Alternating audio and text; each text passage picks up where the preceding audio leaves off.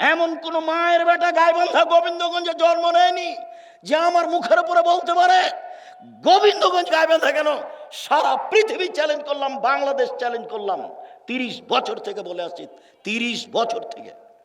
দেখতেন কোনো কিছু ছবি মূর্তি, প্রাণী, মাটির তৈরি, গাছের তৈরি, যে কোনো প্রাণীর যদি ছবি মূর্তি দেখতেন তাকে হাতে হাতে ভেঙে চৌচির করে দিতেন।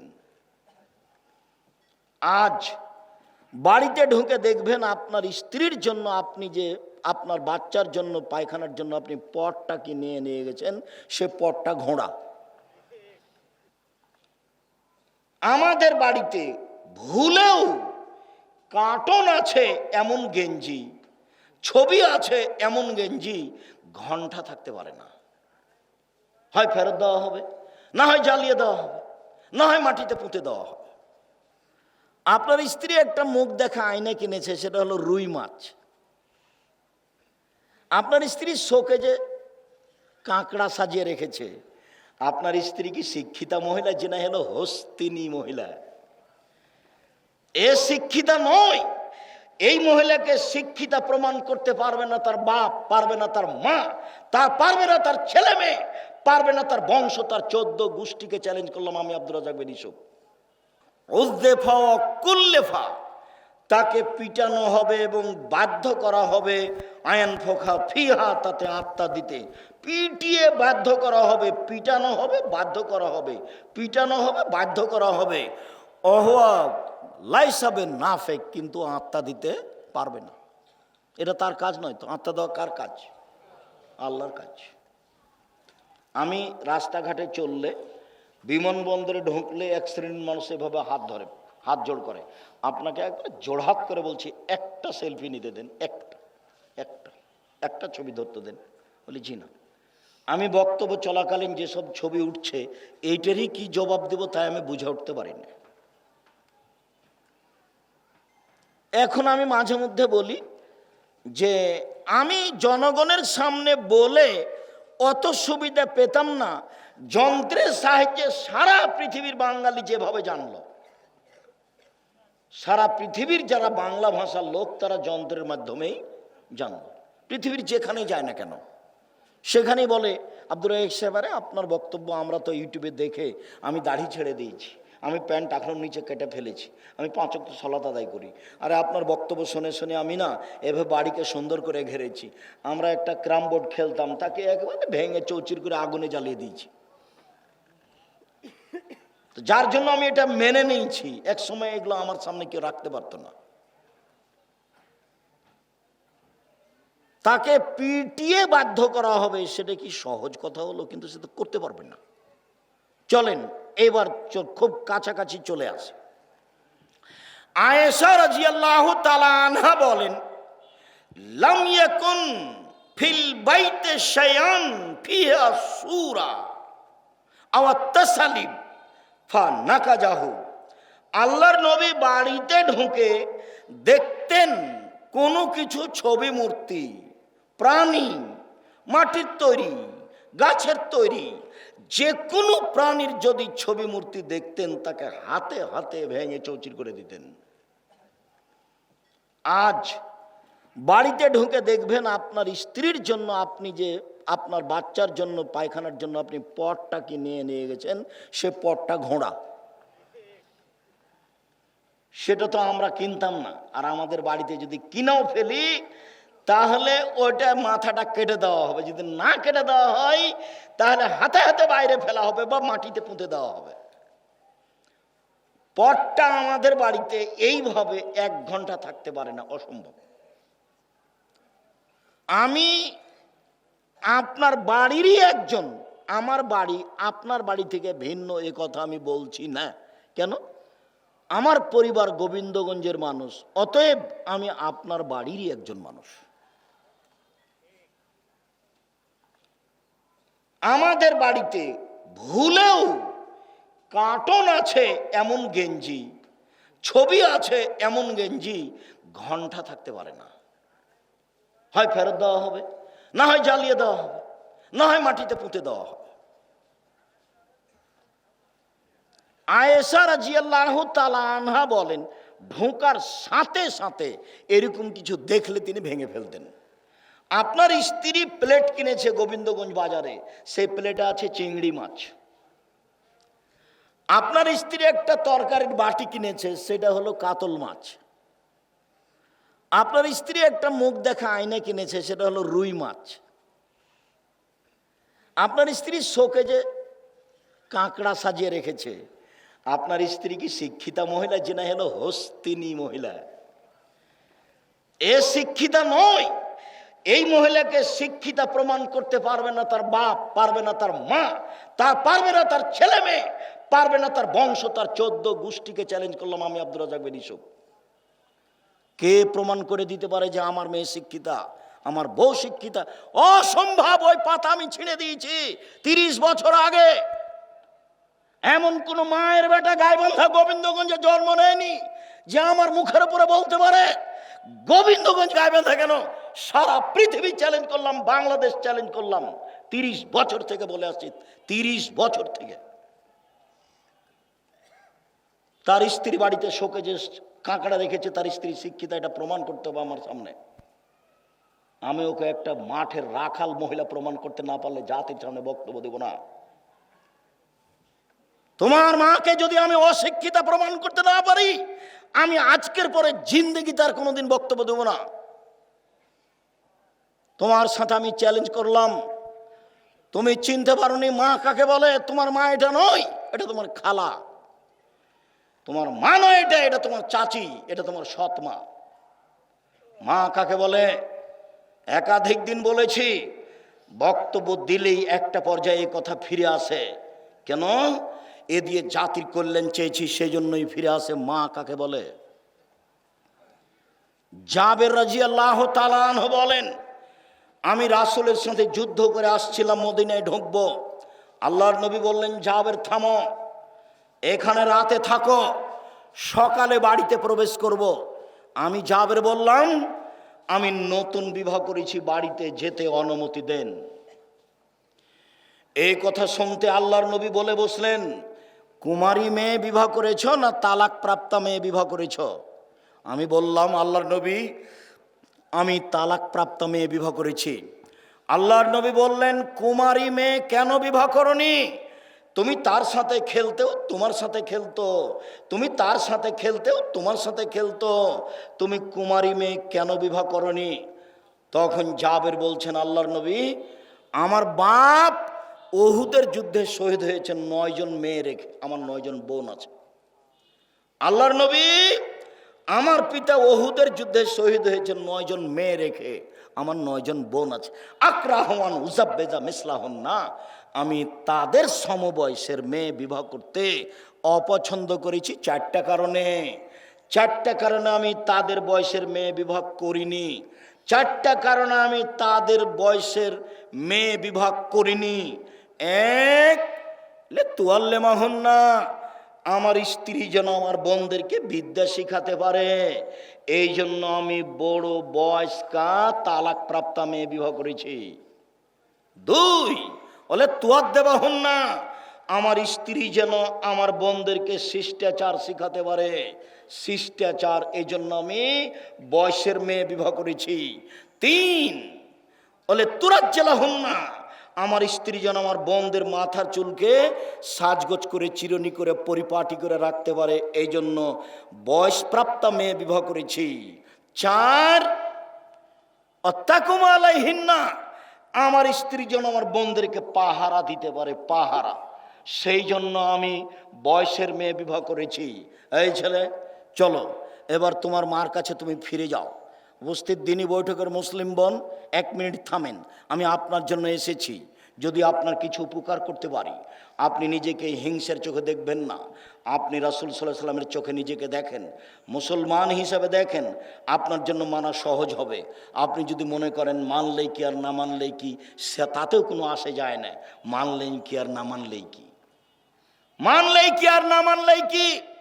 ফেরাউনও বলেছিল, যখন মূসা আলাইহিস সালামকে আল্লাহ বললেন, মূসা ফেরাউনকে দাওয়াত দিতে যেতে হবে, মূসা বললেন, আমার ভাষা সাবলীল নয়, আমি ভালো করে কথা বলতে পারি না, আর ফেরাউনের পক্ষ থেকে আমার উপর একটা অপরাধের অভিযোগ আছে, এক থাপ্পড় দিয়ে আমি একটা লোক মেরেছি, আমি যাব না। তখন আল্লাহ বললেন তোমাকে যেতে হবে। বলে আমার ভাইকে সাথে দেন। ঠিক আছে, দিলাম। তা আমি গেলে ওরা মারবে আমাকে, বলে আমি তোমার সাথে আছি, যাও। এবার দেখেন চলে এসেছে, মুসা এসেছেন, বলছেন আপনি সীমা লঙ্ঘন করেছেন, আপনি আমার সম্প্রদায়কে ছেড়ে দেন।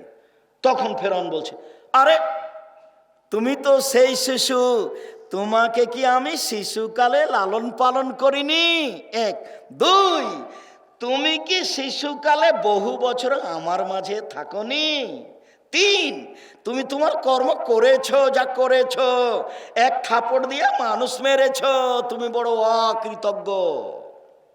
এটা ফেরাউন বলল। এখন মুসা বলছেন, জি আমি যা করেছি তা করেছি, তখন আমি ভুল পথে ছিলাম, ঠিকই এক থাপড় দিয়ে মানুষ মারা ভুল হয়েছে। আমি যা করেছি তা করেছি, তখন আমি ভুল পথে ছিলাম। তোমার হত্যার ভয়ে আমি মুসা দেশ ছেড়েছি। আমার প্রতিপালক আমার প্রতি দয়া করেছেন, আমাকে জ্ঞানে গুণে পূর্ণ করেছেন, আমাকে নবী করেছেন। হ্যাঁ ঠিকই, তুমি আমার উপরে অনুগ্রহ করেছো, অনুগ্রহ করে তুমি খোটা দিয়েছো। এই যে খোটা, হ্যাঁ তোমাকে আমি শিশুকালে লালন পালন করিনি, এই যে খোটা। হ্যাঁ তুমি কি শিশুকালে বহু বছর আমার মাঝে থাকনি, এই যে খোটা। হ্যাঁ তুমি আমার প্রতি অনুগ্রহ করেছো, অনুগ্রহ করে তুমি খোটা দিয়েছো, খোটা দিয়ে তুমি বনি ইসরায়েলকে দাস দাসীতে পরিণত করেছো, তুমি বড় উদ্ধত স্বৈরাচার, সীমা লঙ্ঘন করেছো। মুসার ঘোষণা এটা। ফেরাউন বলল মুসাকে ঘেরো, হত্যা করতে হবে। মুসা আগে আগে পালালেন, ফেরাউন পিছে পিছে। সাগর সামনে, বাহারে কুলজুম, নীল সাগর নয়, কুলজুম সাগর। এবার মুসার সঙ্গী সাথী বললেন আটকা পড়েছি। তখন মুসা বলছেন, কাল্লা, কখনো নহে, অসম্ভব হতে পারে না, ফেরাউন আমাকে ধরতে পারেনি না, মায়া রব্বি, আমার সাথে আমার প্রতিপালক রয়েছে। একটু আগে আল্লাহ বললেন মুসাকে যে আমি তোমার সাথে আছি, কথা ধরতে পারেন না মনে হয়। একটু আগে আল্লাহ কি বললেন মুসাকে? আমি তোমার সাথে আছি। এখন মুসা আলাইহিস সালাম বলছেন যে আল্লাহ আমার সাথে আছে। মুসা পার হয়ে গেলেন, ফেরাউন ডুবে গেল। সবাই জানে আপনি মুহাম্মদ সাল্লাল্লাহু আলাইহি সাল্লামের নিয়ম না মেনে উপেক্ষা করে চললে আপনার ক্ষতি হবে, কারো ক্ষতি হবে না। এর জন্য আপনি দায়ী, উপেক্ষা করিয়েন না। এক, মা ছেলে মেয়েকে বিদ্যা শিখাবে, এমন কোথায় বিদ্যা আছে যেই বিদ্যাতে লেখা আছে যে ছবি মূর্তি ভালো, নেকির কাজ, শোকে যে কেন পুইয়ে সাজা আছে কাঁকড়া। দুই, শিষ্টাচার। কি শিষ্টাচার বলো তো ছেলে? তোমার নখটা বড় আছে, এইটাই ভালো শিষ্টাচার? তোমার বোনের নখটা বড় আছে, এইটাই কি ভালো শিষ্টাচার? তোমার বোন এখন মাথায় নাক কাপড় না দিয়ে আছে, এটাই কি ভালো শিষ্টাচার? তুমি পুরুষ মানুষ হাতে হয়ে দিয়ে রেখেছো, মেহেদি দিয়ে রেখেছো, এটাই কি ভালো শিষ্টাচার? শিষ্টাচার শিখাবে। দুই, আমার বোনদেরকে চিরুনি করে যত্ন করে রাখবে, কাপড় চুপড় পরিষ্কার করে ঝকঝকে করে সাজগোজ করে বাচ্চাকে রাখবে। এটা কার জিম্মেদারি? এটা মায়ের জিম্মেদারি। চার, বাচ্চার উপরে মা পাহারা দিবে, তার নাম মা। সব সময় 24 ঘন্টা বাচ্চার উপরে পাহারা দিবে মা। কোথায় গেছিলে, কি করছিলে, কি করো, আজকে ক্লাস নেই, আজকে যাওনি কেন, আজ কেন যাওয়া, সব সময় মা পাহারা দিবে বাচ্চাদের, তার নাম মা। শুনুন, আয়েশা রাদিয়াল্লাহু তাআলা আনহা বলেন, কাদেবান নবী সাল্লাল্লাহু আলাইহি সাল্লাম মিন সাফারিন, একদা আল্লাহর নবী সফর থেকে এসে বাড়িতে ঢুকলেন। বাড়িতে ঢুকে দেখলেন যে ইন্নালি কেরামান সাতারতো আলা সাহওয়াতিন লি, আমার একটা চাদর ছিল, সেই চাদরটা আমি জালানায় ঝুলিয়ে দিয়েছিলাম, সেই চাদরে ছিল ছবি। আল্লাহ নবী দরজায় দাঁড়িয়ে বললেন, আয়েশা মা হাজিহি, এইটা কি?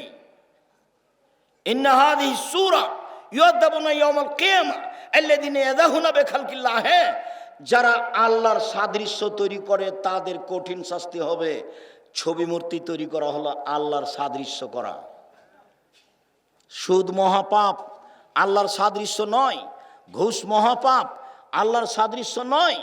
সালাত আদায় না করা মহাপাপ, আল্লাহর সাদৃশ্য নয়। আপনার সিয়াম রোজা না থাকা মহাপাপ, কিন্তু আল্লাহর সাদৃশ্য নয়। আল্লাহর কাজের সাদৃশ্য হলো ছবি মূর্তি তৈরি করা।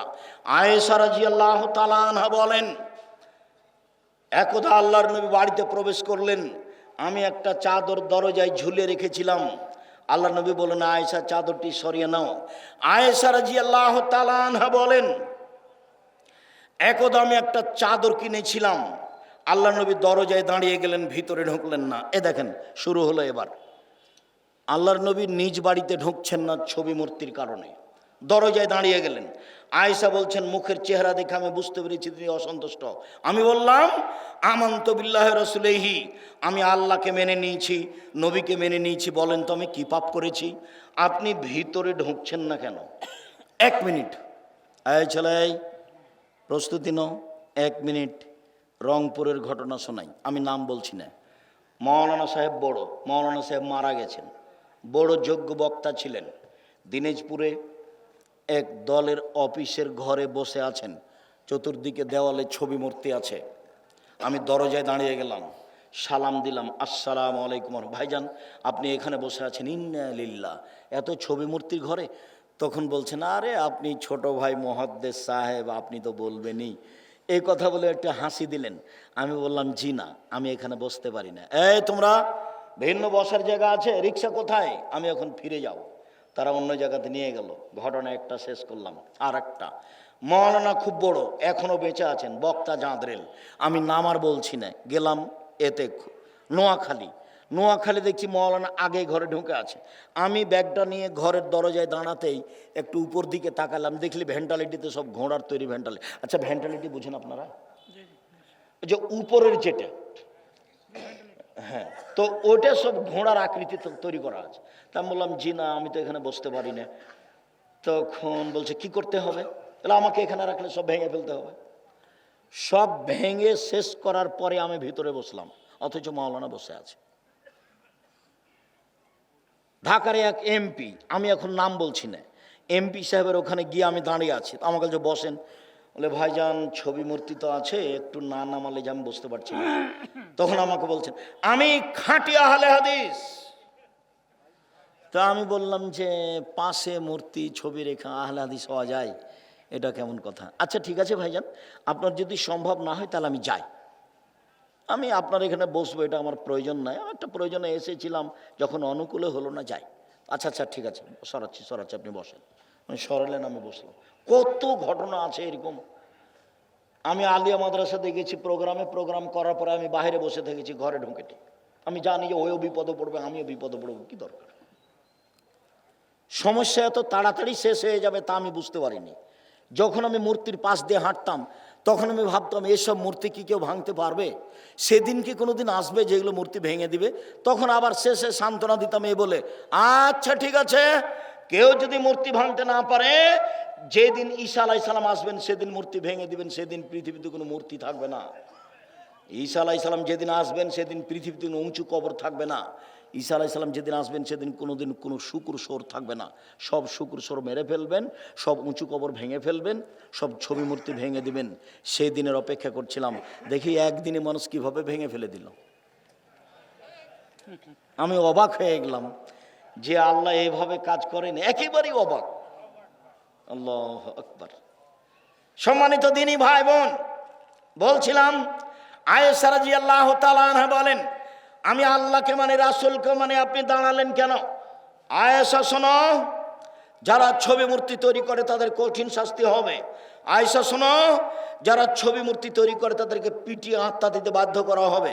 আয়েশা শোনো, যেই ঘরে ছবি মূর্তি কুকুর থাকে সেই ঘরে ফেরেশতা প্রবেশ করেন না, এই জন্য আমি ঢুকছি না। উম্মু সালমা রাদিয়াল্লাহু তাআলা আনহা বলেন, একদা আমি আল্লাহর নবীকে দেখলাম সকালে মুখখানা বিবর্ণ হয়ে আছে। উম্মু সালমা বা মাইমুনা বলছেন, আমি বললাম আল্লাহর নবী ইস্তানকারত হাইয়াতাকা মুনজুলিয়াম, সকাল থেকে আপনার মুখখান কেমন কেমন দেখছি। আল্লাহ নবী, সকাল থেকে আপনার মুখখান বিবর্ণ দেখছি, বলেন তো আপনি চিন্তিত কেন? তখন আল্লাহ রসুল বলছেন, মাইমুনা শোনো, ওয়াদানি জিবরাইল, জিবরাইল আমার সাথে ওয়াদা করেছিলেন গত রাত্রে সাক্ষাৎ করবেন। মাইমুনা শোনো, জিবরাইল আমার সাথে ওয়াদা করেছিলেন গত রাত্রে সাক্ষাৎ করবেন। ফালাম ইয়ালকানি, তিনি আমার সাথে সাক্ষাৎ করলেন না। আমাওয়াল্লাহি মা আখলাফানি, আল্লাহর কসম মাইমুনা, জিন্দেগিতে জিবরাইল আমার সাথে ওয়াদা করে খেলাপ করেননি।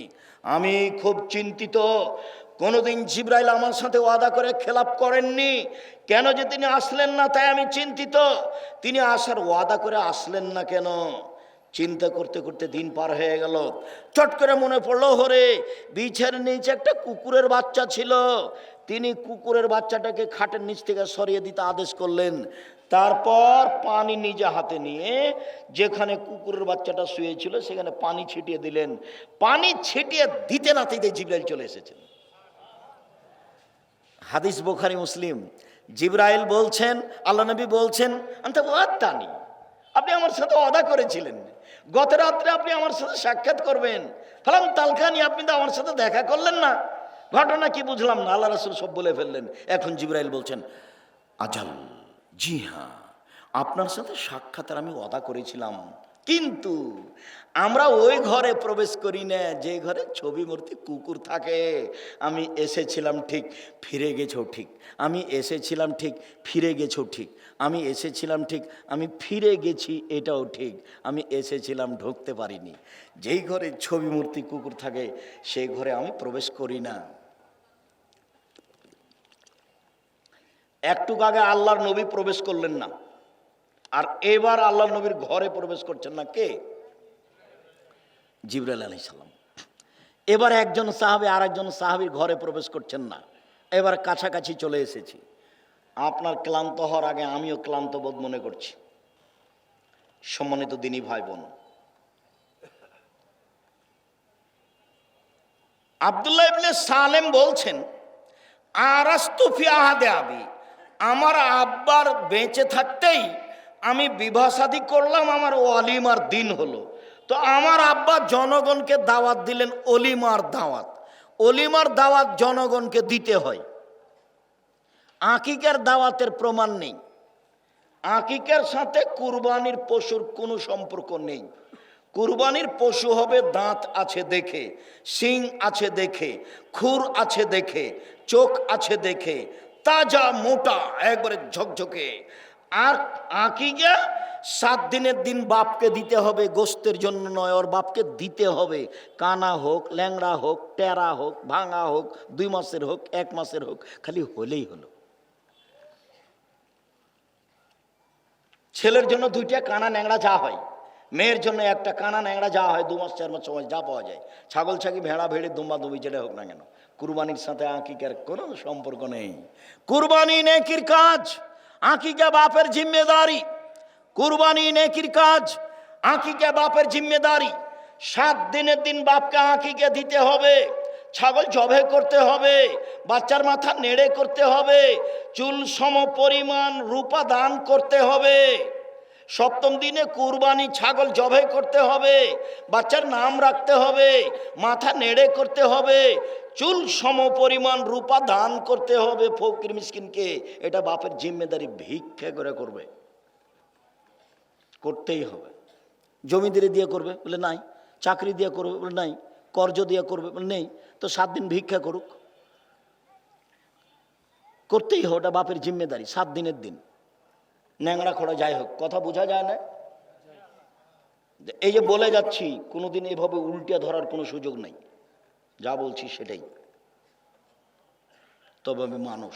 বলছিলাম, সম্মানিত দিনী ভাই বোন, অলিমা আসলেন আবু আইয়ুব আনসারী, আমাদের বাড়িতে ঢুকলেন। বাড়িতে ঢুকে তিনি ঘরের দিকে তাকিয়ে দেখলেন, তখন আমি দাঁড়িয়েছিলাম। অসতেরা বাইতি বিন্নেজাদে আখজারা, আমাদের ঘর বাড়ি সবুজ চাদর দিয়ে ঢাকা হয়েছিল। আমাদের ঘর বাড়ি সবুজ চাদর দিয়ে ঢাকা হয়েছিল। আবু আইয়ুব আনসারী ঢোকে বললেন, কি ব্যাপার? আনতুম আনতুম তাস্তরুনাল জদরা বেনেজাতিন আহজারা, আপনারা সবুজ চাদর দিয়ে বাড়িঘর ঢেকে রেখেছেন। তখন আমার আব্বা বলছেন, লজ্জায় লজ্জায় আমার আব্বা লজ্জা করে বলছেন, আবু আইয়ুব আনসারী, কি করি? ইয়াগলেবনান নিসা আলাইনা, মহিলারা আমাদের উপরে জয়ী হয়েছে, টিকতে পারিনি মহিলাদের কাছে। তখন আবু আইয়ুব আনসারী বলছেন, শুনুন, যারা মহিলাদের কাছে পরাজয় হবে আপনাকে আমি তাদের মধ্যে গণ্য করিনি। আমি আবু আইয়ুব আনসারী বলছি, যারা মহিলাদের কাছে পরাজয় হবে আমি আপনাকে তাদের মতো মনে করিনি। শোনেন, লা আতআমু লাকুম তোয়ামান, আমি আপনাদের খাদ্য খাবো না। ওলা আদখুলু লাকুম বায়তান, আমি আপনাদের বাড়িতে ঢুকবো না। ফাখারাজা, তারপর বের হয়ে গেলেন। আমাকে আপনি আমার মেয়ের বিবাহতে দিয়ে দেন দেখি, বিবাহ পড়াতে নিয়ে আসেন দেখি কেমনে ছবি উঠে। আমি তো বিবাহ পড়ানোর জন্য গেছি মালয়েশিয়া, আমি বিবাহ পড়ানোর গেছি চট্টগ্রাম, বিমানে মালয়েশিয়া গেছি একটা বিবাহ পড়ানোর জন্য। আমি বিমানে চট্টগ্রাম গেছি বিবাহ পড়ানোর জন্য। আমি যেটা বলবো সেটাই হতে হবে। বৈঠক যতদিন পর্যন্ত এরকম না হবে ততদিন পর্যন্ত তাতে আমি রাজি নই। আমি একটা কথা নকল করি, আমার বিবাহের বৈঠকে মোহরের কথা উঠেছে, তখন আমি বলছি মোহর এটা হতে হবে, যেমন আমি বলেছি মোহর এটা হতে হবে। আমার মামা শ্বশুর একবারে লাভ দিয়ে উঠলেন, সোলা গাড়ির লাভ দিয়ে উঠে বলছে, এই বিবাহ উঠিয়ে দাও, এই বিবাহ উঠিয়ে দাও, এই বিবাহ দিতে হবে না। জামাই কথা বলে, এই তো ভালো জামাই নয়, জামাই কথা বলে। এই চিল্লা চিল্লি করে বাড়ির ভিতরে ঢুকলেন, বাড়িতে খুব চিল্লা চিল্লি করলেন। আমার শাশুড়ি তার কথায় কান দিলেন না। আমার শাশুড়ি তার ছেলেরাকে বললেন যে ওকে সুন্দর করে ঠান্ডা করে বুঝাও, নইলে পরিবেশ নষ্ট হবে। তো কি বুঝাবে, একবারে রাগ করে বাড়ি থেকে বের হয়ে চলে গেল, সোলা গাড়ি চলে গেল, বিবাহ বৈঠকেই থাকলেন না। তো মোহর দিব আমি, আর কথা বলবে আরেকজন, একই কথা। আবার বলছে যে বরকে এভাবে বসে থাকতে হবে। কেমন করে বলো তো, মুখের মধ্যে কেবলামুখী হয়ে ধর্ম পাগল হয়ে গেছে। রংপুর, দিনাজপুর, লালমনিরহাট, নীলফামারী, কুড়িগ্রাম, পঞ্চগড়, ঠাকুরগাঁও, গাইবান্ধা, এইসব জেলাতে উকিল বাপ লাগে। জ্যাঠো হয় উকিল বাপ, তবে সে বাপ হয়ে যায় না। চট্টগ্রামে উকিল বাপ সেদিন থেকে বাপ হয়ে যায়, সেদিন থেকে মেয়ে ওই বাপের বাড়ি বেড়াতে যায়, ওই বাপ এর বাড়ি বেড়াতে আসে। কেন? এটা বাপ। তো যে জন্ম দিল সে কোথায় গেল? ও নাকি বিবাহের দিন থেকে বাদ পড়ে গেছে। কেমন ধর্ম! এই বোনারপাড়ার ওই দিকের এক লোক একদিন খুব আমার উপরে খেপেছিল। সেটা কি, এইভাবে আপনি আমাদেরকে অপমান করে কথা বলেন কেন? আপনি কিভাবে বলতে পারেন যে বিবাহ পড়ায় যিনি কাজী সাহেবের ওই খাতাকে টয়লেট পেপার হিসেবে ব্যবহার করতে হবে? আমি বলেছি যে ব্যবহার করতে হবে, করেননি, এটা অন্যায় হয়েছে। আপনি কেন এভাবে কথা বলবেন? আল্লাহর নবী বলেছেন সাক্ষী 2 জন লাগবে। খাতাতে কয়জন দেওয়া আছে? 4 জন দেওয়া আছে। তো যেই খাতাতে নবীকে মানা হয় না, সেই খাতাকে আমি আব্দুর রাজ্জাক বিন ইউসুফ সম্মান করব, এইটা এখনো আমি এত বড় অজ্ঞান হইনি। এটা প্রশ্নই আসে না, এটা অসম্ভব। আমি বিবাহ পড়ার 2 জন সাক্ষী দিয়ে পড়াবো, পক্ষের প্রয়োজন নাই। একটা বিবাহ জায়েজ হওয়ার জন্য 2 জন সাক্ষী লাগে, বাপের দিকের হোক, মায়ের দিকের হোক, ভিন্ন দেশের হোক, মুসলমান হলেই হবে। পক্ষ নেই তো গন্ডগোল বাঁধলো, মামলা হয়ে গেল, এদিককার 2 জন ওদিককার 2 জন, চলছে মামলা, পক্ষ নেই। আর উপস্থিত বৈঠকের দিনই ভাই ও বোন, এই মেয়ে তোরা শোনো, তুমি উঠে হাঁটছো কোথায়? মেয়ে মানুষ, আমার কথা শেষ হয়েছে।